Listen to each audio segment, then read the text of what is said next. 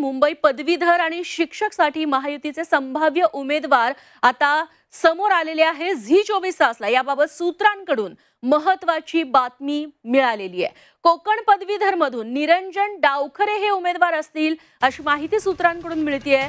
तर मुंबई पदवीधरसाठी दीपक सावंत यांना उमेदवारी दिली जाऊ शकते अशी माहिती मिळतेय।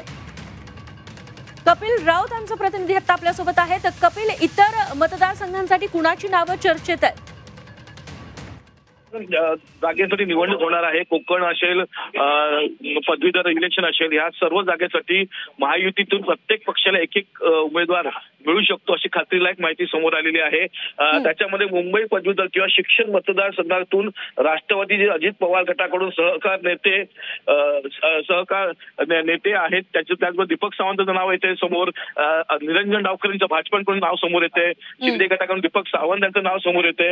अशा तिन्ही जागा ज्या आहेत त्या वाटल्या जाऊ शकतात। शिवाजीराव नलावडे यांचं नाव चर्चेत आहे अजितदादा गटाकडनं।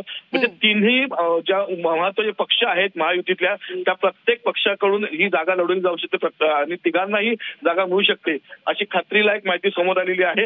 नावांची अजून घोषणा झाली नाहीये, काही वेळातच ही नावाची घोषणा होऊ शकते आणि ही 3 संभाव्य नावं समोर येत आहेत। कपिल, तुमच्याकडून अपडेट्स घेत राहू। तुर्तास धन्यवाद या माहितीबद्दल।